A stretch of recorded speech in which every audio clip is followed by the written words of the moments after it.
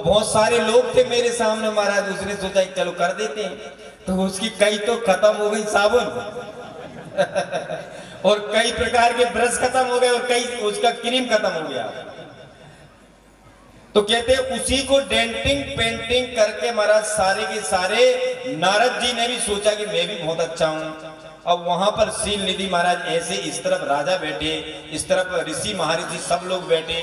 Seal निधि गई महाराज, इस राजा को रिजेक्ट किया, उस राजा को रिजेक्ट किया, और ये अपना मुंह ऐसे ऐसे आगे आगे करें।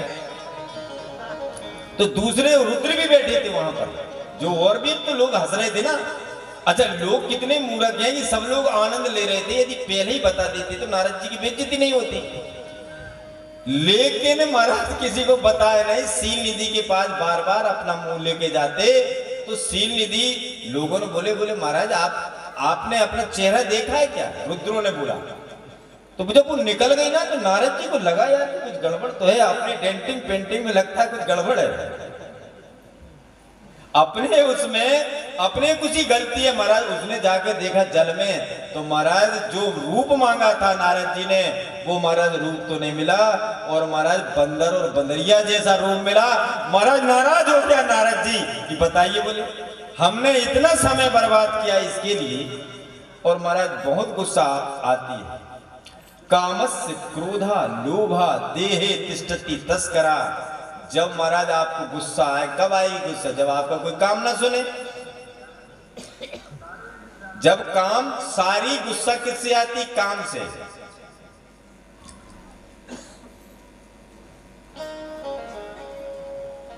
और नारद जी ने,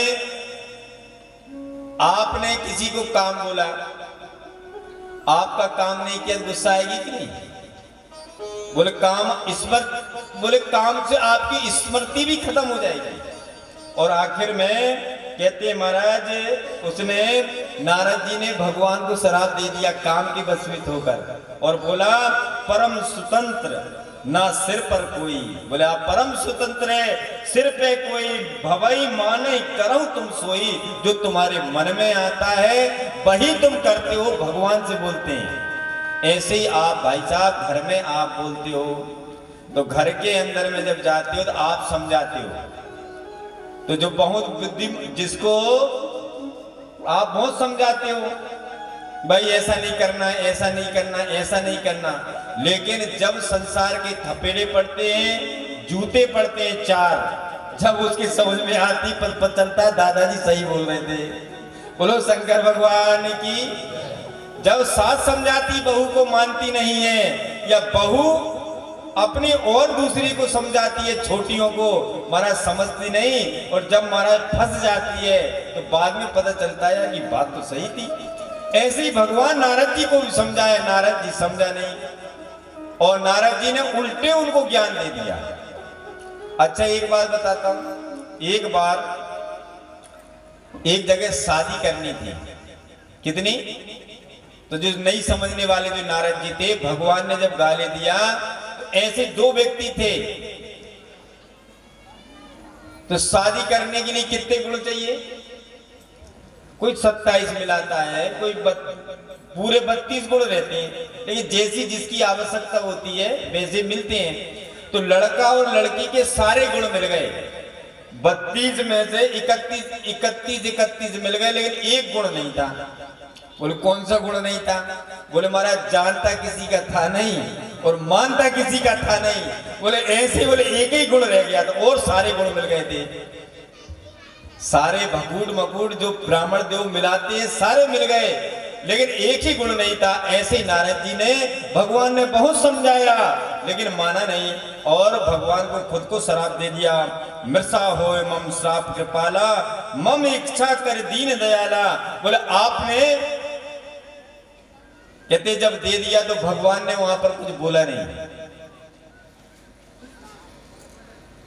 और आखिरी में ये तक बोल दिया कि जिनके कारण आपने मुझको तरसाया है, मेरी कामना थी कि मैं विवाह कर लूंगा महाराज, आपका क्या बिगड़ता, लेकिन आपने मेरे को बंदर का रूप दिया। एक दिन मैं भी आपको श्राप देता हूं कि आपको जिनके कारण आप परेशान थे महाराज, यही मनुष्य रूप में अवतार लेकर बंदर आपकी मदद करेंगे, और आप भी ऐसे ही आप स्त्री प्रेम में आप व्याकुल हो जाएंगे। बोलो शंकर भगवान की।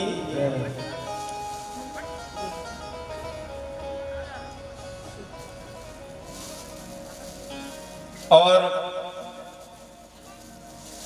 भगवान को कितना बुरा भला कहा।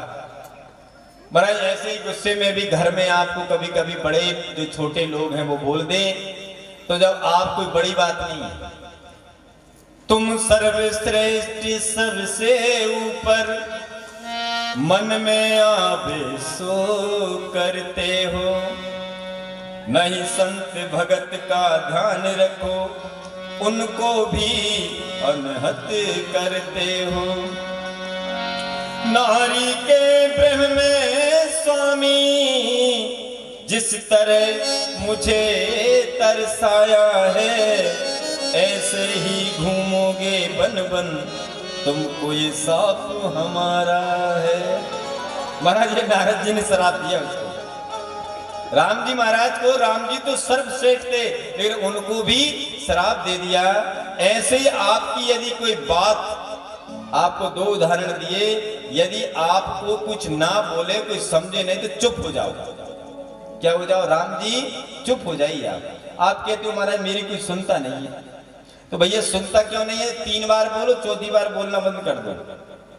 हमारे यहाँ बेंगलोर में एक माता जी है, लड़कों को बहुत समझाती है कि बेटा समझ जाओ, बाद में तकलीफ आएगी। 3 बार, और 3 बार के बाद में चौथी बार मैया फिर किसी को समझाती नहीं है। इसलिए आप भी घर में ध्यान रखा करें कि 3 बार ही समझाया करो, चौथी बार नहीं समझाना।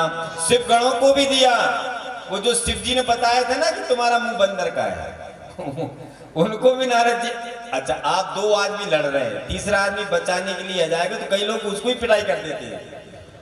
तो कहते हैं 3 लोगों के पास नहीं जाना चाहिए। पति पत्नी यदि लड़ रहे हों तो पड़ोसी को नहीं जाना चाहिए, क्योंकि रात भर लड़ेंगे, सुबह अपने आप ही राम राम हो जाएगी। इसलिए भैया, और बैल के पास, पहले हल चलता था, हल, अब ट्रैक्टर चलता है, तो ट्रैक्टर के ऊपर जो पिछला भाग जो बखरते हैं ना, तो उसके ट्रैक्टर के पांव और उसके बीच में नहीं आना चाहिए, नहीं तो कट जाएगा पैर। बोलो शंकर भगवान की। पति पत्नी के बीच में, गुरु शिष्य के बीच में भी नहीं आना चाहिए, गुरु शिष्य के बीच में भी नहीं आना चाहिए। कि गुरु क्योंकि इतना दयालु होता है कि महाराज यदि शिष्य घर ना जाए ना, तो गुरु जी अपना कमंडल लेकर उसके घर चली जाए। क्या चली जाए? बोले भैया चेला आया क्यों नहीं। इसलिए गुरु और पति पत्नी और हल और बैल के बीच में नहीं आना चाहिए। बोलो शंकर भगवान की। ये इससे शिक्षा मिली थोड़े। अब इनको मरुदगणों को नहीं आना था बीच में, जब मरुदगढ़ बीच में आ गए, उनको तो भगवान ने जब रूप दिया तो भगवान को तो मालूम है ना, लेकिन ये होशियारी बन के चली गए, तो उनको भी श्राप दिया नारद ने कि तुम भी बोले नरक में जाओ और वही बनना हिरणाक्ष और हिरण्यकश्यप, ब्राह्मण घर में जन्म लेके। महाराज उनको भी श्राप दे दिया,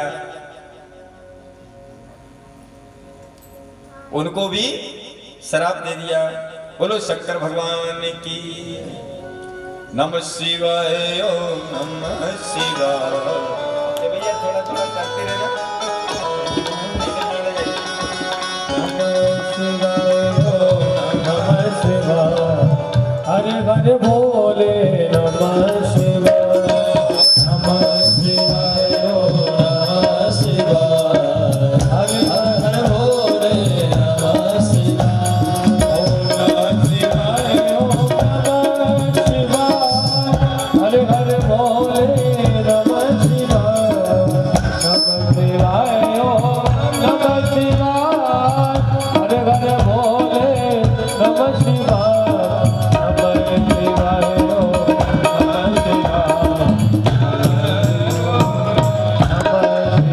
शिवाय, नमः शिवाय, नमः शिवाय, हरे हरे भोले